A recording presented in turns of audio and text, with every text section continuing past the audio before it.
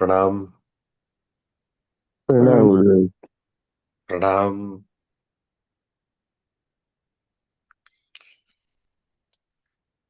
आज के सत्र में आप सभी लोगों का बहुत बहुत स्वागत है। और आज हम लोग मनोमय को शुरू कर रहे हैं। मन के बहुत सारे जो अवयव हैं, विकार हैं, उपाय हैं, समाधान हैं, उन सब पर चर्चाएं होंगी और उन सब पे प्रयोग होगा। पिछले महीने हम लोगों ने प्राण पे बहुत सारे प्रयोग किए थे। उसी प्रकार से अब हम लोग मन पे प्रयोग करेंगे। तो मन पे प्रयोग करने के लिए आप लोग सभी तैयार हो जाइए। स्थिर आसन में बैठ जाइए। रीढ़ की हड्डी सीधी कर लीजिए, गर्दन झुका हुआ रिलैक्स्ड वे में। हाथ मुद्रा में और आंखें सहजता से बंद।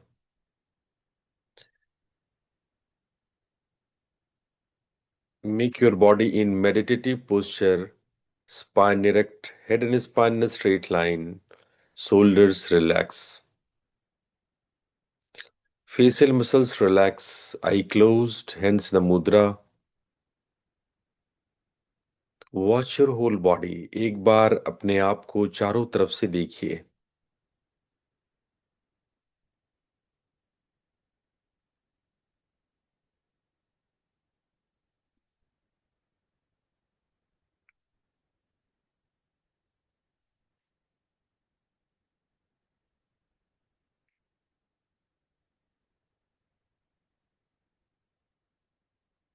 शरीर को बिल्कुल स्थिर और शांत। जहां कहीं भी तनाव खिंचाव हो रहा है, उसे रिलीज कीजिए।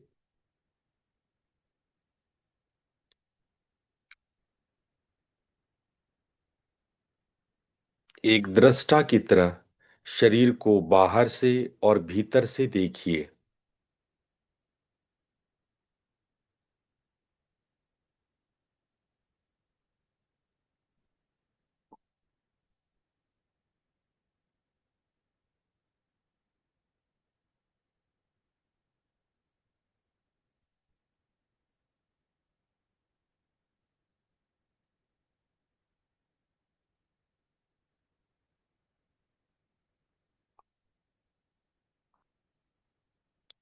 जब शरीर बिल्कुल चट्टान की भांति स्थिर हो जाए,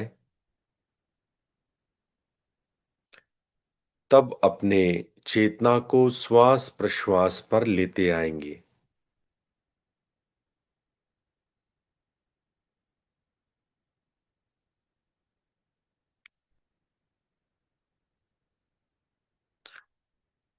अपने आते जाते श्वास के प्रति सजग बनिए।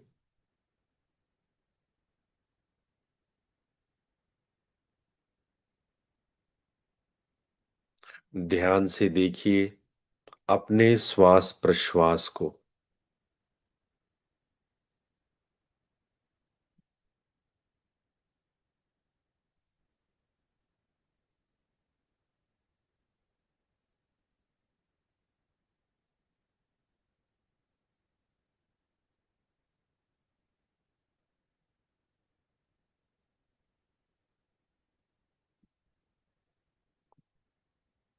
श्वास की गति, श्वास की लंबाई, श्वास का तापमान,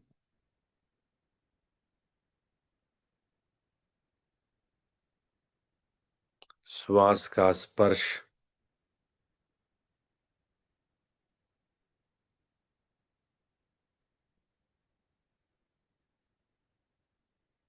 और अंतराल।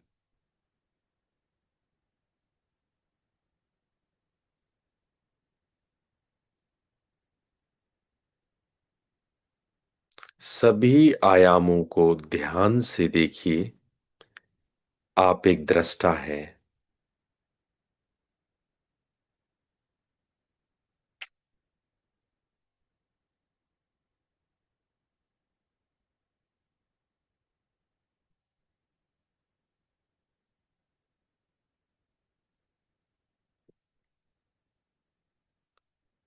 श्वास का अवलोकन करते-करते आप अंतर्मुखी होते जाएँगे स्वाभाविक रूप से।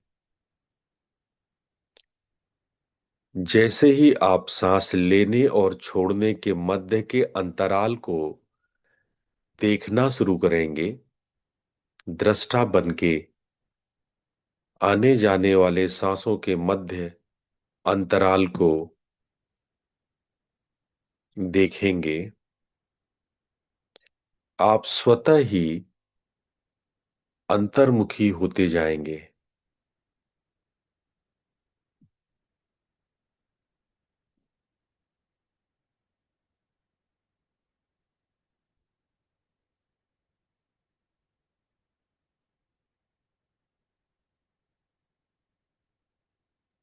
उस अंतर्मुखी चेतन की अवस्था में आप अपने मन को देखें।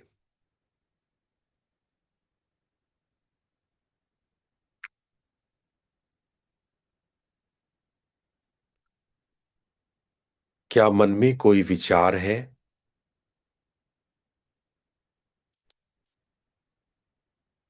किसी प्रकार की कोई भावना? एक दृष्टा की तरह उसे देखिए। जैसे आप शरीर नहीं है, एक दृष्टा है, शरीर को आप स्थिर देख सकते हैं, उसी प्रकार आप मन नहीं है, दृष्टा है, आप मन को देख सकते हैं, स्थिर कर सकते हैं।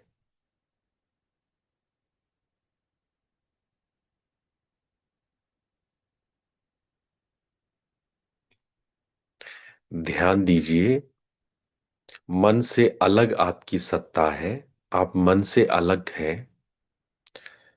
आप देखें, मन में कैसे विचार, किस प्रकार की भावनाएं या कल्पनाएं वर्तमान में है। यदि कुछ नहीं मालूम चल रहा है, तो उस नहीं मालूम के प्रति सजग बने रहिए। ज्यादा देर नहीं लगेगा, 1 से 2 मिनट के अंदर में ही विचार तैरने लगेंगे।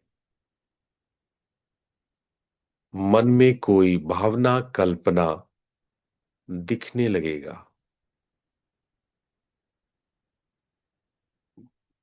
बस धैर्य देकर इंतजार कीजिए। अपने ध्यान को चिदाकाश में ही रखिए। चिदाकाश जो रुद्र ग्रंथि है, चिदाकाश जो आपके सर के चारों ओर है, भीतर और बाहर,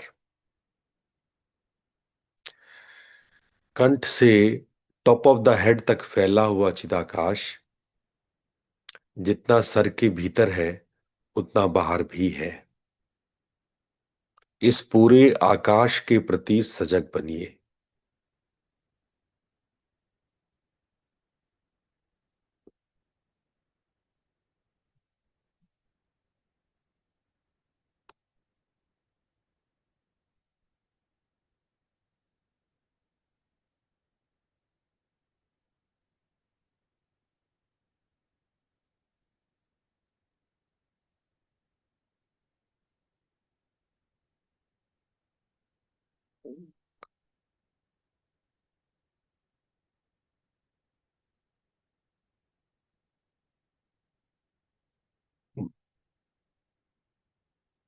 ध्यान देकर विचारों के प्रति दृष्टा बनिए।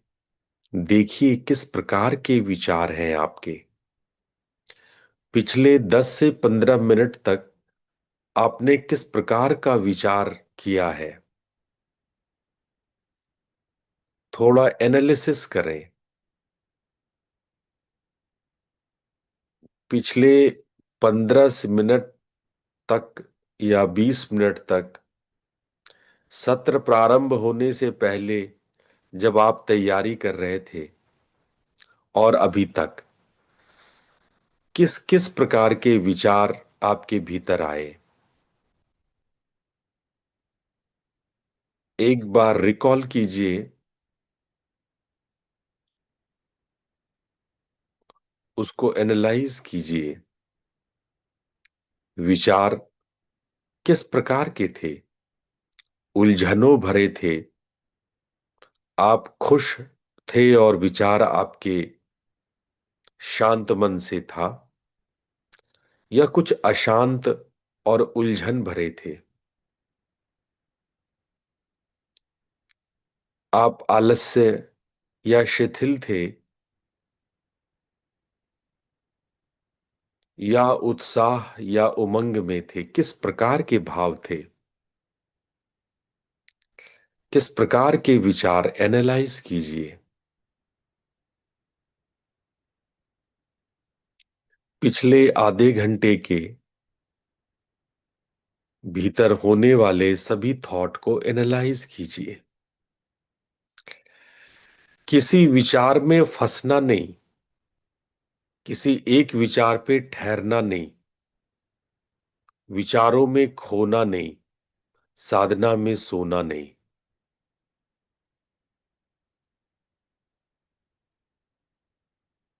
आप एक दृष्टा हैं।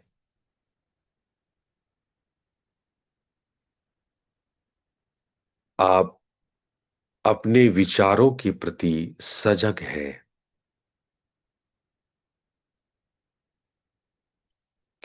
ध्यान से देखिए किस प्रकार के विचार या भाव आपके भीतर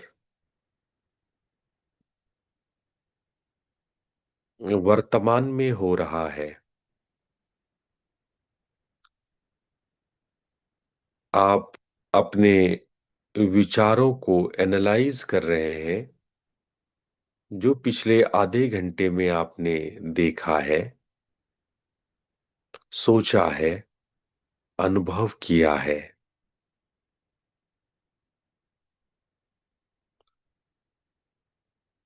सूक्ष्म से सूक्ष्म विचारों को ध्यान दीजिए। यही छोटे और सूक्ष्म विचार बड़े और भारी भरकम हो जाते हैं। देखिए विचारों की श्रृंखला कैसे बनती है। एक विचार से कैसे कई प्रकार के विचार उत्पन्न हो जाते हैं। विचारों के इस जंजाल को देखिए।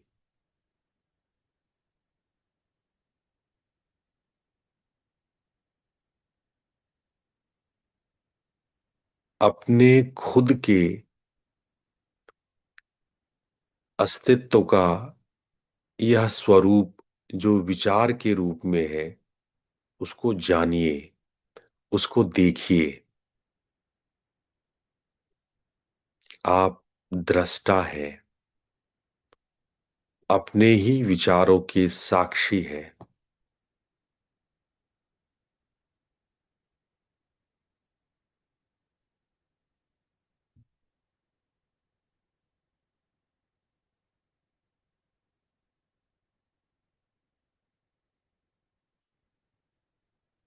ये विचार वास्तव में एक कंपन है, ध्वनि कंपन। जैसे जैसे आप निर्विचार होंगे, आप उस ध्वनि कंपन को महसूस कर पाएंगे।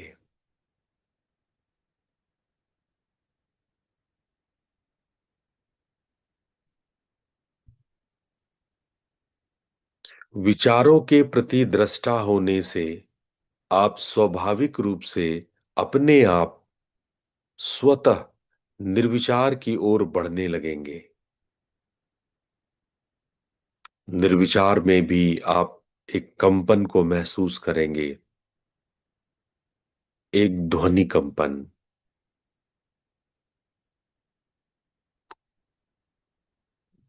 यहीं से नाद प्रारंभ होता है।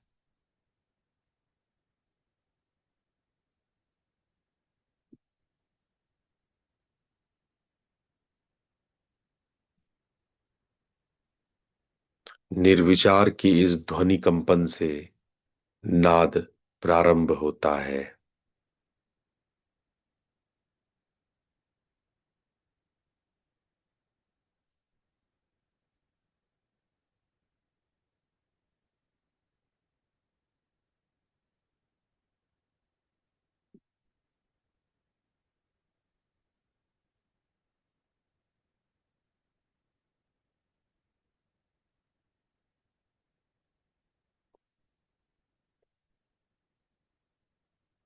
अब हम लोग धीरे धीरे बहिर्मुखी होंगे।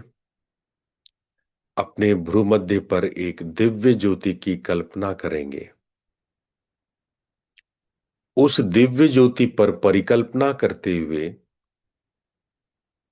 भ्रूमध्य पर दिव्य ज्योति की कल्पना करते हुए हम लोग 3 बार ओम मंत्र का उच्चारण करेंगे और शांति पाठ साथ साथ करेंगे। ओम मंत्र के उच्चारण के लिए लंबा और गहरा श्वास लीजिए। ओ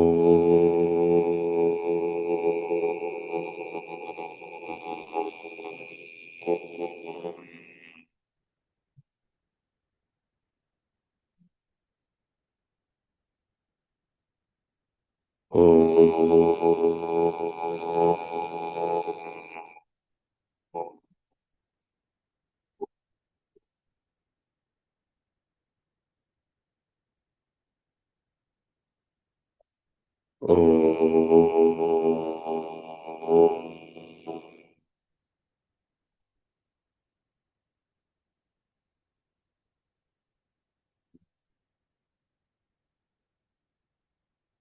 ओ ओम असतो मा सद्गमय तमसो मा ज्योतिर्गमय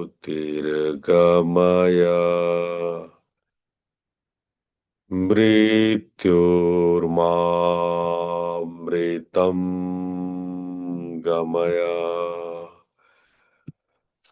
ओम शांति शांति शांति।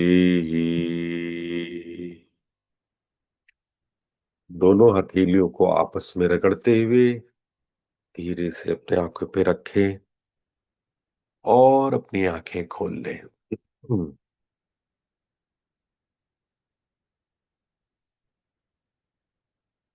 ध्यान के पश्चात आप लोग का पुनः स्वागत है आज के सत्र में, जिसमें हम लोग मनोमय कोश की नाद साधनाओं का अध्ययन करेंगे।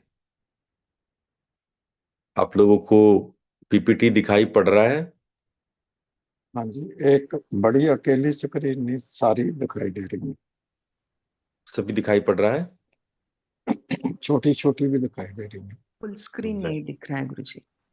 फुल स्क्रीन नहीं दिख रहा? अच्छा, मैं फिर से ट्राई करता हूँ।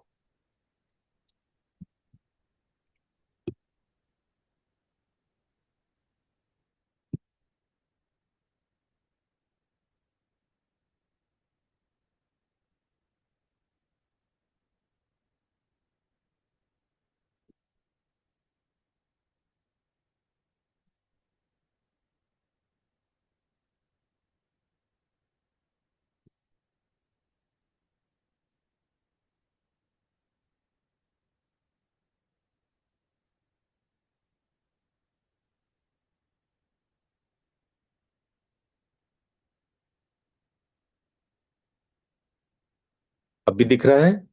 हाँ हाँ जी, गुरुजी, अब ठीक है। दिखाई दे रहा है जी। ओके।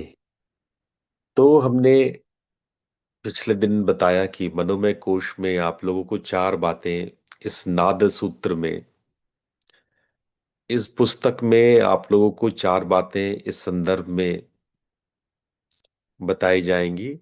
नाद विद्या का मानसिक विज्ञान, मातृका रहस्य एवं मध्यमा नाद, मंत्र विज्ञान, बीजाक्षर एवं नादात्मिका शक्ति, यंत्र विद्या एवं लय योग। ये 4 विषय हैं जिस पर मनोमय कोश के सूत्रों का पाठ होगा। उसमें पहला पार्ट है, पहला भाग है नाद विद्या का मानसिक विज्ञान। इस मानसिक विज्ञान में आप भांति भांति के टॉपिक्स सूत्रों में देखेंगे, जिसमें मन, विचार, कल्पना, संस्कार एवं भावना के सूत्र मिलेंगे। आपको प्रज्ञा, करुणा, अवचेतन, मनोनिग्रह एवं सृजन शक्ति के भी सूत्र इसमें दिखाई पड़ेंगे, और इन सब का संबंध नाद योग से किस प्रकार से है, ये भी आपको जानकारी होगी। आगे चित्त, एकाग्रता, स्मृति आदि वृत्तियों की बात होगी। तो वहीं कई प्रकार के विकार जैसे प्रमाद, अवसाद, चिंता, भय, अपस्मार, इसकी भी बातें होंगी। नाद से किस प्रकार हम विकारों को दूर करते हैं, उसकी भी बात होगी। फिर हम लोग चित्त संगति, संप्रज्ञात, धार्मिक सामंजस्य, करुणा एवं नेतृत्व की बात करेंगे। वहीं हम लोग सामूहिक चेतना, ध्यान, स्मृति, सामूहिक संस्कार, सामूहिक प्रेरणा, सामूहिक आरोग्य भी समझने की कोशिश करेंगे। और अंत के सूत्रों में आप देखेंगे अनुष्ठान, सहयोग, व्यवहार, संस्कृति और शिवत्व के बारे में। तो नाद विद्या के मानसिक विज्ञान नामक अध्याय में आप इन 7 सब चैप्टर्स को देखेंगे। अब आइए शुरू करते हैं पहले से, और आप मेरे बात 2 बार दोहराएंगे। सूत्र नंबर 123, मेरे बात दोहराएंगे। नादः चित्तस्पन्दनस्य मूलम्। नादचित्तस्पन्दनस्य मूलम्। नादचित्तस्पन्दनस्य मूलम्। इस छोटे से सूत्र में बहुत सारी गहरी बातें छुपी हुई है। नाद क्या है? चित्त के स्पंदन का बेस है, आधार है, मूल है। ये शब्द हम समझने की कोशिश करते हैं। चित्त स्पंदनस्य, चित्त का स्पंदन क्या है, चित्त क्या है, उसका स्पंदन क्या है। चित्त जिसको हम बहुत सामान्य भाषा में मन बोल देते हैं, कुछ हद तक एज ए लेमैन हम लोग बोल सकते हैं, परंतु चित्त मन नहीं है, बल्कि चित्त एक ऐसा क्षेत्र है जहां बहुत सारे मन और उसके विचार, जितने भी मानसिक घटनाएं हैं, सब चित्त में होती है। चित्त को एक ऐसा क्षेत्र मानना चाहिए जहां अलग अलग पेड़ पौधे, फसल सब उगते हैं। तो चित्त एक क्षेत्र की तरह है, जिसमें मन अपने विचार और अपने जितने कल्पना संभावना सबको लिए हुए होती है। तो हम शॉर्ट में चित्त को मन भी बोल देते हैं, लेकिन दोनों अलग अलग है। चित्त क्षेत्र है और मन वृत्तियां हैं।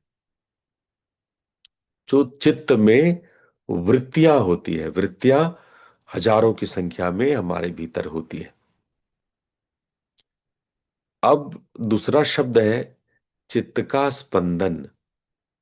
चित्त का स्पंदन का अर्थ है जब ये चित्त स्थिर नहीं है, शांत नहीं है, वो कंपन होते रहता है, उसमें वाइब्रेशन होते रहता है। तो जितना शांत होगा, वाइब्रेशन उतने सूक्ष्म और परा होते जाएंगे। और चित्त जितना अशांत होगा, वृत्तियां जितने ज्यादा और घोर होंगी,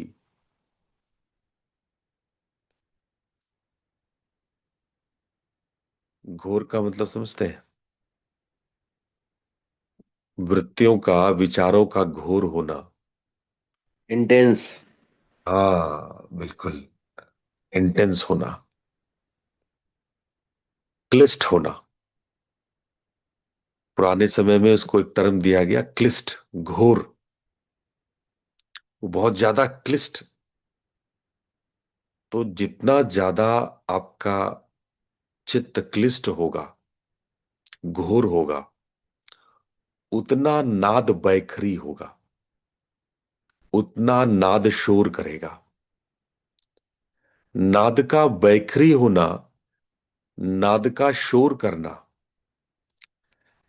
और नाद का सूक्ष्म होना, परा होना, इसका अर्थ क्या है? इसके अर्थ को भी समझ लो। जब नाद मोटा, स्थूल, शोर करता हुआ, बैखरी आवाज लगाता हुआ होता है, तो नॉर्मली आप अपने भीतर बहुत अशांति फील करते हो। मन बहुत व्यथित होता है, बहुत ज्यादा व्यग्र होता है। आप एकाग्र नहीं हो पाते हो, आप फोकस नहीं हो पाते हो, है ना? मन बहुत ज्यादा अशांत सा, कहीं मन नहीं लग रहा होता है। कहीं किसी के साथ बैठते हो तो आप अंदर अंदर बहुत अनकंफर्टेबल फील करते हो, है ना? मन आपको बहुत अस्वस्थ मालूम होता है, क्योंकि मन बहुत मोटा हो गया है, मन बहुत अशांत हो गया, बहुत शोर है, बहुत स्थूल है। और नाद की, जो मन में नाद की ध्वनि हो रही है, वो भी बहुत ज्यादा हर्ट्ज का है। मान लो 100 हर्ट्ज से ज्यादा है। जो ब्रेन वेव्स हैं, वो 100 हर्ट्ज से ज्यादा है। तो दिमाग में क्योस होता है, एकदम उथल पुथल अराजक होता है, एक जगह मन ही नहीं लगता है ना? मन इधर उधर इधर उधर। तो कहते हैं कि अब साइंटिस्ट भी ये बात समझ गए। कहते हैं कि ब्रेन वेव्स अल्फा में होना चाहिए। ब्रेन वेव्स के बारे में भी आप लोग को विस्तार से आने वाले सूत्रों में हम बताएंगे, क्योंकि आने वाले सूत्र डायरेक्टली ब्रेन वेव्स के बारे में बताते हैं। तो मैं आप लोग को ब्रेन वेव्स के बारे में भी बताऊंगा। तो क्या होता है कि हमारे भीतर, हमारे मस्तिष्क की तरंगे, वो, उनकी वेवलेंथ बढ़ जाती है, उसकी फ्रीक्वेंसी घट जाती है। और जब वेवलेंथ बढ़ जाती है, फ्रीक्वेंसी घट जाती है, तो हमारा मन क्षुब्ध हो जाता है, अशांत हो जाता है, अस्थिर हो जाता है, मन परेशान सा मालूम होता है। और ये शांत चित्त और सूक्ष्म नाद दोनों एकदम डायरेक्टली प्रोपोर्शनल है। नाद जितना सूक्ष्म, चित्त उतना शांत। चित्त में जितनी ज्यादा वृत्तियां उथल पुथल, घोर और क्लिष्ट, नाद उतना स्थूल, एकदम बैखरी। सूत्र, एक श्लोक है तंत्र में, आद्यम स्पंदनम परम नादम तत्रैव चित्तम लीयते, यत्र ध्वनि न जन्मति तत्र ब्रह्म प्रकाशते। ये स्पंद कारिका के सूत्र है। मन और नाद, यानी चित्त और नाद, दोनों स्पंदन आधारित है। मन की प्रत्येक वृत्ति, चाहे आप विचार करते हो, कल्पना करते हो, स्मृति करते हो, उसका जो प्रवृत्ति है, वो कंपन करता है, वो ध्वनि करता है। आद्यम स्पंदम परम नादम। तो इस कंपन का जो मूल स्रोत है, वो नाद है। और चित्त उसका बाहरी प्रकाश। तो नाद जैसा जैसा है, चित्त बाहर वैसा वैसा है। नाद जितना बैखरी और स्थूल है, चित्त उतना अशांत है। जैसे जल तरंग का कारण हवा है, वैसे ही चित्त तरंग का कारण नाद है। जल में तरंगे होती है हवाओं से, वैसे ही चित्त में जो मन की तरंगे उठती है, उसका कारण नाद है। तो नाद जो है, वो अगर बैखरी है, वो मुझे बेकरी मीन्स बेकरी।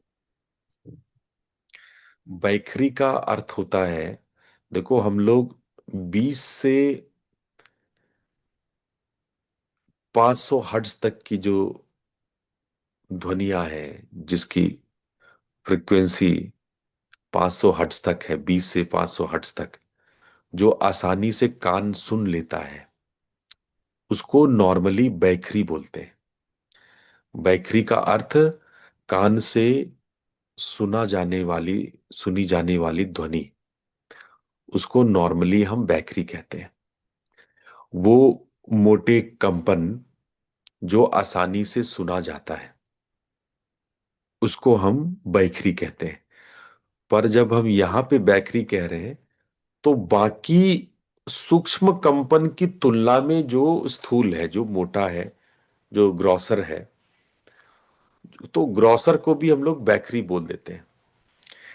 कि ये सूक्ष्म जितनी भीतर ध्वनियां होती हैं, भीतर हजारों सूक्ष्म ध्वनियां हैं, उन सूक्ष्म ध्वनियों की तुलना में ये मोटी और स्थूल है।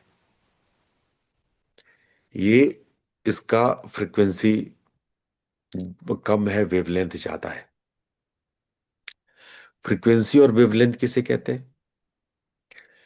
एक सेकंड में जितनी बार कंपन होता है, उसको फ्रीक्वेंसी कहते हैं। वेवलेंथ कहते हैं जब कोई आवाज ऊंची और उसका सबसे जो नीची ध्वनि है, दोनों का जब एक पूरा डिस्टेंस, मतलब जैसे आवाज ऊंची हुई फिर आवाज नीची हुई, यहां से यहां तक की दूरी को हम लोग वेवलेंथ कहते हैं, आवृत्ति कहते हैं, पूरी आवृत्ति। तो वेवलेंथ जितना ज्यादा बड़ा होता है, फ्रिक्वेंसी उतना कम होता है, और वेवलेंथ जितना कम होता है, फ्रीक्वेंसी उतना ज्यादा होता है। ये इनवर्सली प्रोपोर्शनल होता है। ये फिजिक्स आप लोगों ने स्कूलों में पढ़ा होगा। अब जितनी ज्यादा फ्रिक्वेंसी होती है, हाई फ्रिक्वेंसी, तो आवाज उतनी सूक्ष्म हो जाती है। ठीक है। और जितनी ज्यादा बड़ी वेवलेंथ हो जाती है, उतनी आवाज मोटी, स्थूल, शोर, तेज आवाज होता है। तो ये एक सामान्य विज्ञान है। तो अब हम कह रहे हैं कि बैखरी, बैखरी वो आवाज जो जो सुनी जा सके, आपकी कान आसानी से सुन सकता है। बहुत सारे जानवर हैं जो बहुत सूक्ष्म आवाज, जो आप आवाज नहीं सुन लेते हैं, वो आपके डॉग्स सुन लेते हैं, आपकी बिल्लियां सुन लेती है। घर में जो ये दोनों पेट आप रखते हो, ये आपके कान से ज्यादा तेज इनके कान है। ये सुन लेते हैं वो आवाजें जो आवाज आप नहीं सुन पाते हो। तो सूक्ष्म से सूक्ष्म आवाजें भी आपका कान सुन सकता है। यदि आप नाद साधना करते हैं, तो आप सूक्ष्म से सूक्ष्म आवाजों को भी सुन सकते हैं। आज के डेट में बहुत सारे बैखरी के अलावे ध्वनिया आवाजों को विज्ञान ने ढूंढा, उसके वेवलेंथ और फ्रिक्वेंसी को पाया कि इंसान सुन सकता है, 20 हर्ट्ज के भी नीचे सुन सकता है। 10 हर्ट्ज के नीचे भी सुन सकता है। 4 हर्ट्ज, 0 हर्ट्ज और माइनस में सब सुना जा सकता है।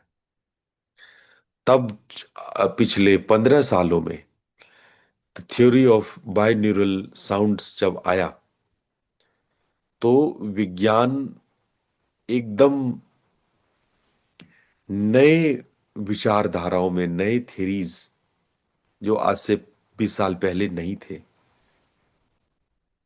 उस पे आ गया। और इन बायो न्यूरल साउंड्स को alpha, beta, theta, delta, gamma, ये 5 भाग में डिवाइड किया उसके ब्रेन वेव्स और उसके फ्रीक्वेंसी के आधार पे।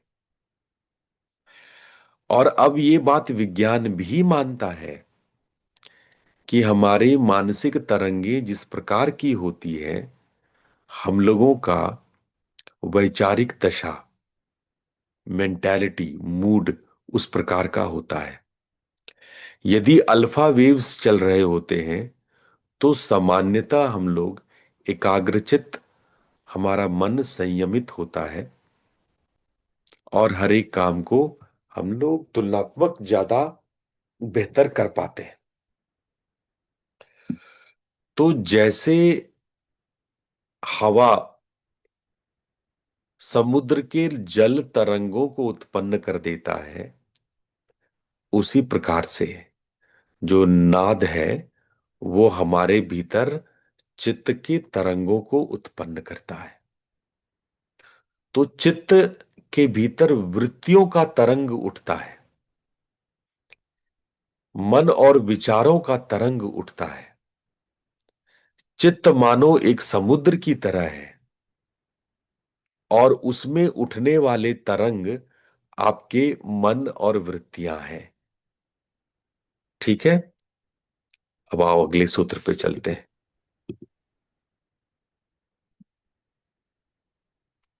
मेरे पीछे दोहराना। ध्वनि भावनाम नियंत्री, ध्वनि भावनाम नियंत्री, ध्वनि भावनाम नियंत्री।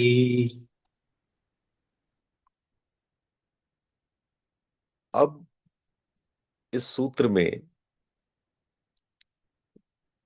इस बात को बताया गया है कि जो ध्वनि है, आवाजें हैं, वो आपके भावनाओं को नियंत्रित कर सकता है।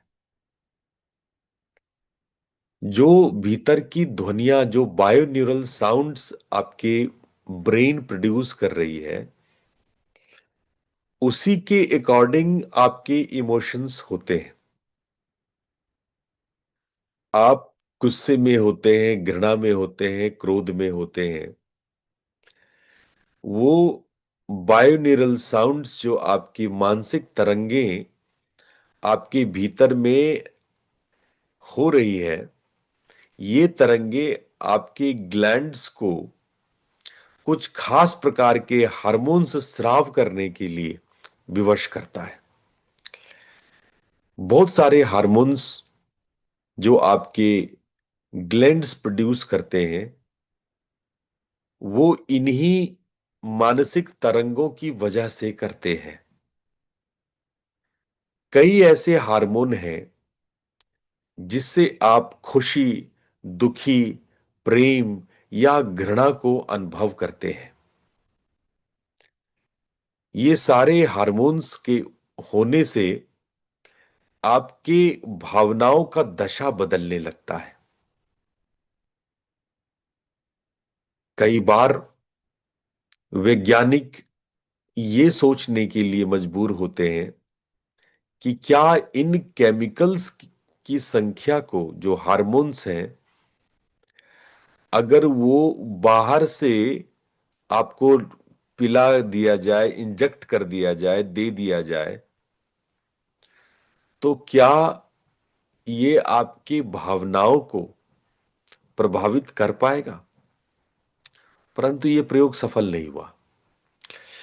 पिछले 25 सालों में ऐसे बहुत सारे प्रयोग किए गए जिसमें गोली और कैप्सूल में आपको ऐसे केमिकल्स दिए गए, मतलब उस पर प्रयोग हुए प्रयोगशाला में, पहले चूहों और बंदरों पे होता है, तो इन पर प्रयोग किया गया कि क्या इनका डोपामाइन बढ़ाने के लिए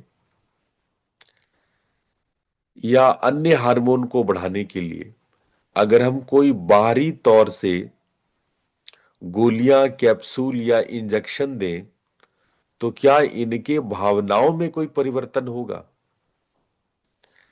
अगर ऐसा हो जाता तो सोचो कि यह दुनिया कैसा होता। आप एक गोली खाते और क्रोधित हो जाते, आप एक गोली खाते और शांत हो जाते, एक गोली खाते और एकाग्र हो जाते, एक गोली खाते, हां, पर बहुत हद तक ये गोलियां असर कुछ कुछ करती है जब आपके मन को ट्रैंक्विलाइज्ड किया जाता है, ट्रैंक्विल्ड किया जाता है। जो बहुत एंजाइटी में होते हैं, डिप्रेशन में होते हैं, उनको कुछ खास प्रकार की गोलियां दी जाती है ताकि आपका मन ट्रैंक्विलाइज्ड हो जाए। और ये आज के विज्ञान की खोज नहीं है। भांग और गांजे का प्रयोग प्राचीन काल से चलता आ रहा है। प्राचीन काल से ही लोगों ने जान लिया था कि कुछ ऐसी वनस्पतियां हैं जो आपके दिमाग पर एक ट्रैंक्विलाइजर की तरह काम करता है और आपकी बुद्धि मंद हो जाती है। बुद्धि को मंद करने का, शांत करने का, शिथिल करने का उपाय हम प्राचीन काल से ढूंढ रहे हैं। प्राचीन काल से हम ढूंढ रहे थे, खोज रहे थे कि कोई तो ऐसा रास्ता मिल जाए जिससे कि इस उत्पाती मन का हम लोग विसर्जन कर सके, नियंत्रण कर सके। लेकिन धीरे धीरे मालूम चला कि हम साउंड के माध्यम से ज्यादा बेहतर तरीके से कंट्रोल कर सकते हैं बजाय केमिकल्स के। यदि हम साउंड्स का प्रयोग करें, क्योंकि पीछे ऋषियों को मालूम चला कि हमारी भावनाओं में जो रासायनिक परिवर्तन हो रहे हैं वो इन्हीं मानसिक तरंगों, साउंड सी नाद की वजह से ही तो हो रहा है। जड़ तो नाद ही है। नाद से ही आपकी भावनाएं बदल रही हैं, नाद से ही आपके ग्लैंड से स्रावित हो रही है। तो हम अगर वृक्ष को स्वस्थ करना है तो पत्तों में क्यों पानी डालेंगे, जड़ में पानी डालेंगे।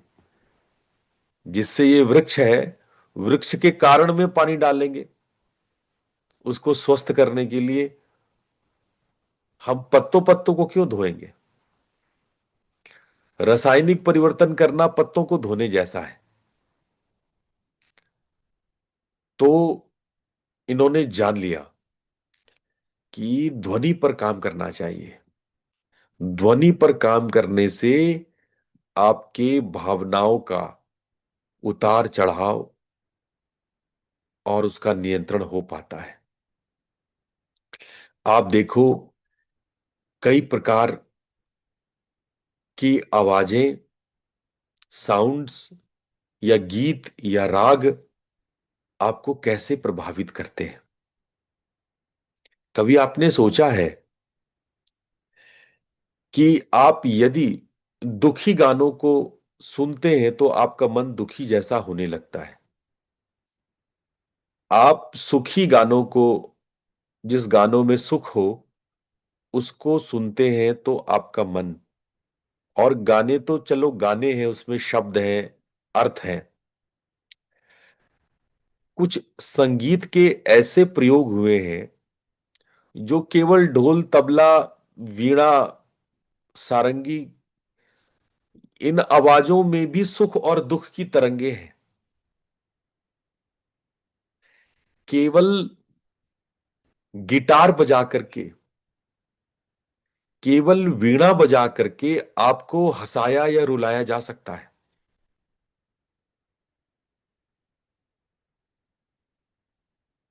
हमारे बनारस में एक संगीतज्ञ हुआ करते थे, हरिवर्मन या डॉक्टर हर्ष।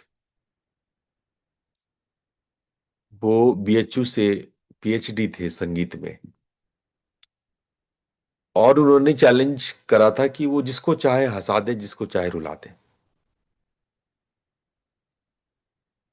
तो जब वो गाते बजाते थे तो अच्छे से अच्छा, जो अपने आप को कहता था कि मुझे कोई फर्क नहीं पड़ता है, मैं इमोशनलेस हूं, यहां तक कि उस वक्त के प्रधानमंत्री पंडित जवाहरलाल नेहरू, वो उनकी प्रतिष्ठा सुनकर के उनके दरवाजे पे आए और रिक्वेस्ट किए, और अंत में बड़े मान मनोबल के साथ वो तैयार हुए, और उन्होंने अपने संगीत से नेहरू और उनके बॉडीगार्ड्स को रुला दिया था। 10 से 15 मिनट के भीतर ही भूतपूर्व प्रधानमंत्री नेहरू फूट फूट कर रोने लगे थे, जो कि चैलेंज किए थे कि वो नहीं रोएंगे, उनके इमोशंस में कोई चेंजेस नहीं होगा। ऐसे धुरंधर संगीतकार हैं आज भी हमारे देश में, इस विश्व में, इस वर्ल्ड में। हर देश में ऐसे धुरंधर कलाकार हैं जो केवल संगीत बजाकर गा करके आपकी भावनाओं से खेल सकते हैं। आपने देखा है कितने जीव हैं जो अपनी अपनी आवाज लगा करके अपने मादाओं को रिझाते हैं, जैसे मेंढक। हम लोग को सुनने में टर टर लगता होगा, पर आपको मालूम है कि ये अपने मादाओं को इसी आवाज से रिझाते हैं।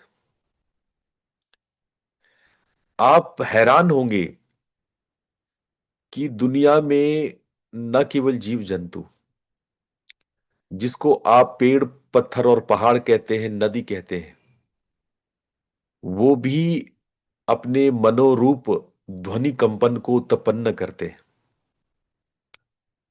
और उनकी ध्वनि कंपन किसी को आकर्षित या विकर्षित करती है। ध्वनि की महिमा अद्भुत है, अद्भुत है। जिहादी लोग अपना प्राण त्याग करने के लिए तैयार हो जाते हैं। वो पीछे कुछ आवाजें होती है, कुछ खास तरीके से संगीत और गाने बजाए जाते हैं, और लोग आत्महत्या के लिए तैयार हो जाते हैं। आप इस ध्वनि की महिमा को देखिए। बच्चे का क्रंदन, बच्चे को मालूम है, बच्चे को ये नहीं पता शब्द क्या हो, बच्चे को आवाज लगाना मालूम होता है। बच्चा रो करके मां को बुला लेता है, उसको पता है। कभी आपने देखा है कि आपके रोने में एक स्वर है, एक आवाज है? हर व्यक्ति अलग अलग तरह से रो सकता है। उसके रोने में एक क्रंदन है, एक पुकार है, उसके रोने में एक आवाज है। अब तो जब हम बड़े हो जाते हैं तो आवाज करके नहीं रोते। छोटे बच्चों को देखो जो आवाज करके रोते हैं, उनकी आवाज में एक खास राग है, उनकी ध्वनि में एक खास कंपन है।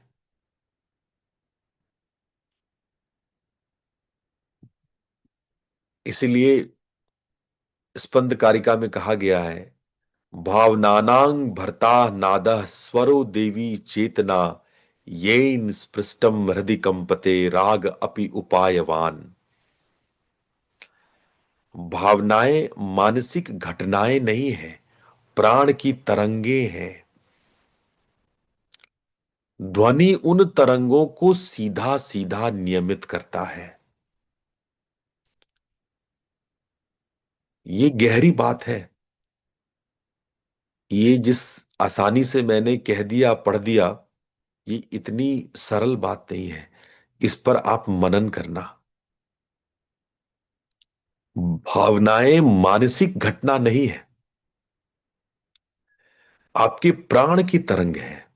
आपके प्राण सत्व हो सकते हैं, रजस हो सकते हैं, तमस हो सकते हैं।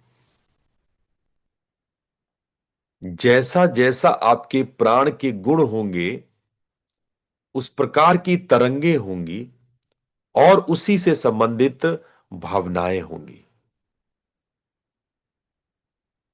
जहां मधुर स्वर आपको सात्विक बनाता है, तीक्ष्ण स्वर रजस उत्पन्न करता है, वहीं असंगत स्वर तमस उत्पन्न करता है। आपका पूरा जीवन ये ध्वनि, ये तरंगे, ये नादें कंट्रोल कर रही है। आपको लग रहा था कि आप बुद्धि से कंट्रोल होते हो, आपको लगता है कि आप अपने प्रयासों, अपनी चेष्टा से नियंत्रित हो, नहीं हो। आपको ये स्वर तरंगे आपके जीवन को उद्वेलित कर रही है, चला रही है, नियंत्रित कर रही है। और आप क्या, दुनिया का प्रत्येक आदमी इसी स्वर में, इसी तरंग में, इसी नाद पे वो नृत्य कर रहा है, नाच रहा है। ये नाद जैसा जैसा आपको नचाता है, आप वैसे वैसे नाचते हो। आपको लगता है कि आप स्वतंत्र हो, पर आप उसी बंदर की भांति हो जो मदारी के डमरू से नाचता है। सुनने में अनुपयुक्त लग रहा होगा, लेकिन हम सब उसी बंदर की भांति ही हैं जो नाद रूपी डमरू, और भगवान जो हमारे हैं वो डमरू बजा रहे हैं। हमारे भगवान शिव डमरू बजा रहे हैं और उसी डमरू पर हम बंदरों की तरह नाच रहे हैं।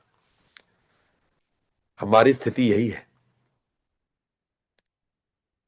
वो लीला कर रहे हैं और हम उनके खिलौने हैं। हमारी स्थिति खिलौने से ज्यादा बेहतर नहीं है। उनके डमरू बजा लेने से ही हमारा जीवन निकल आता है। उसी में उठते हैं, उसी में शांत होते हैं। उसका एक और एग्जाम्पल ज्वार भाटा से है। ध्वनि भावों को उसी प्रकार से नियंत्रित करती है जैसे चंद्रमा ज्वार भाटा को। तो चंद्रमा जैसे ज्वार भाटा को नियंत्रित करती है। ज्वार भाटा जो समुद्र में वेव्स होते हैं ना, ऊंचे ऊंचे वेव्स, उसको ज्वार भाटा कहते हैं। तो जैसे जैसे फुल मून होता है वैसे वैसे ज्वार भाटाएं बढ़ जाती है। तो इन सब का नियंत्रण हम लोग साउंड से कर पाते हैं। अब आइए आज के अंतिम सूत्र में जाएंगे। 125वां सूत्र है श्रवणम ध्यानस्य द्वारम। यानी इसको मेरे पीछे पीछे दोहराएं। श्रवणम ध्यानस्य द्वारम। श्रवणं ध्यानस्य द्वारम् श्रवणं ध्यानस्य द्वारम्। ये बहुत मूल और बेसिक स्रोत है, स्तोत्र है, सूत्र है।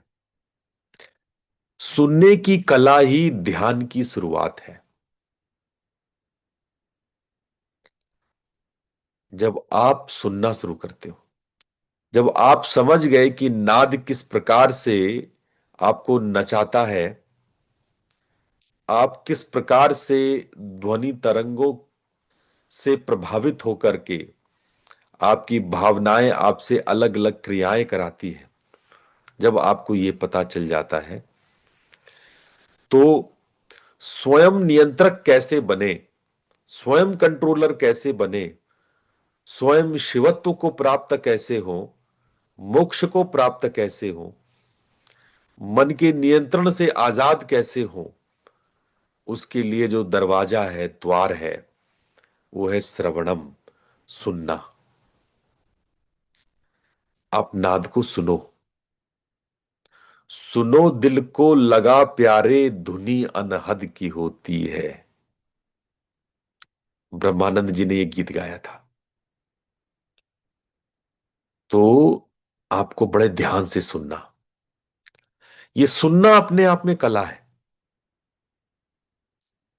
ज्यादातर लोग सुनने की इस कला से बड़े अनभिज्ञ हैं। मैं अक्सर आप लोग को ये बताने की कोशिश करता हूं कि केवल सुनने मात्र से, केवल सुनने ही मात्र से आप ध्यान में उतर उतर जाते हो। कभी गौर करना, जब आप सुनते हो ध्यान से तो पैरेलली सोच नहीं पाते हो, थॉट्स नहीं होते। अगर थॉट्स होंगे तो सुन नहीं पाओगे। जैसे एक म्यान में दो तलवारें नहीं हो सकती हैं, उसी प्रकार से सुनना और सोचना एक साथ नहीं होता है। या तो आप सुनोगे या तो आप सोचोगे। तो जब सुनोगे तब सोचोगे नहीं, मन नियंत्रित रहेगा, मन ध्यान में उतरेगा। इसलिए इसको, सुनने को अपने आप को प्रत्याहार कहते हैं। ये अपने आप में प्रत्याहार है। और सुनने की प्रक्रिया आपको बहुत भीतर और बहुत भीतर उतार देती है। कई बार आप बच्चों को देखे होंगे, गाने सुन रहे हैं, वो गानों में इतने खो जाते हैं कि आप पीछे आवाज लगा रहे हो, आवाज लगा रहे हो, उसको सुनाई भी नहीं पड़ रहा है। भले ही आपकी आवाज उस गाने की आवाज से तेज हो जाए तो भी वो आपकी आवाज नहीं सुनेंगे, वो भीतर उतर आते हैं। गाना, संगीत, आवाजें, वो आपको आपको मोह लेती है, आपको हर लेती है। और जब हम आगे पश्यन्ति और परानाद की जब बातें करेंगे तो उसमें बात ही क्या है। वो तो इतनी मधुर ध्वनियां हैं, ऐसे रस है उसमें, उस आनंद में, उस नाद में इतना रस है, इतना नशा है कि यदि एक बार मेरे कहने से आप ध्यान करके अनाहत नाद को सुन लो, एक बार, मैं आपको दावा करता हूं यहां से आप बाहर निकलना नहीं चाहोगे। इतना इतना रस, इतना मधुर, इतना आनंद। मुझे सच में लगता है कि इतना आनंद छोड़ करके भी लोग संसार में हैं। इतना आनंद का त्याग करके लोग संसार में भटक रहे हैं। एक बार उसका, आप उस नाद का आपने चस लिया, चस्का हुआ आपको, एक बार रस लिया उसका, कि आप जो है एकदम नितांत प्रेमी हो जाओगे। हमेशा समाधि में आपको लगेगा कि हम बस नाद रूपी समाधि में विलीन हो जाए, आपको कहीं और मन ही नहीं लगेगा। उसमें इतना रस है। उसी रस की जब भगवान शिव पार्वती से बात करते हैं कि नाद रूपी नशे में मैं समाधिष्ट रहता हूं।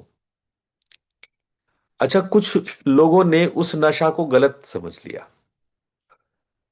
कुछ लोगों को लगा कि भगवान शिव जो है, जो नशे की बात करते हैं, इसका मतलब कोई भांग होता है, इसका मतलब गांजा होता है। वो लगे भांग और गांजा।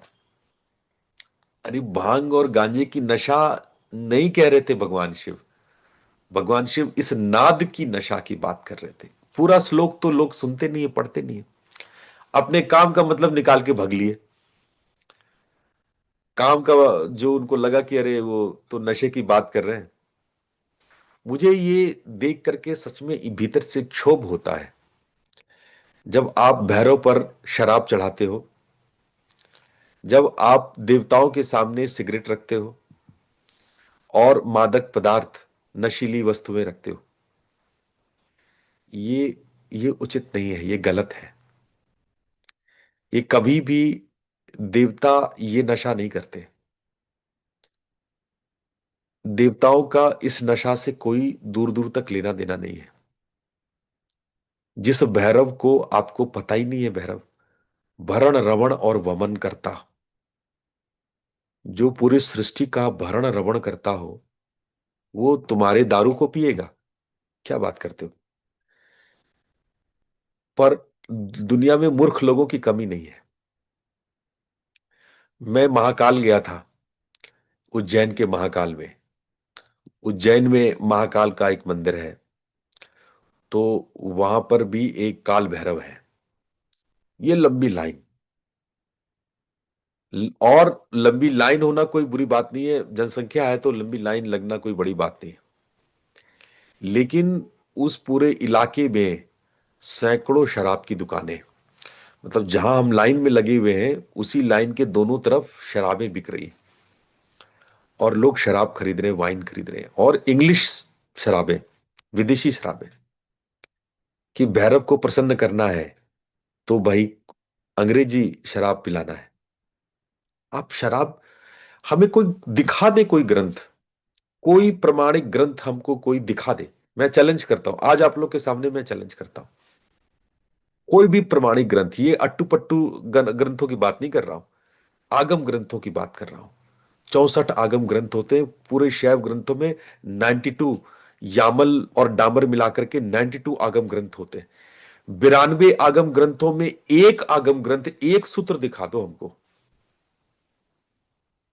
भैरव आगम के एक सूत्र में भी दिखा दो कि भैरव दारू के लिए, दारू से प्रसन्न होते हैं।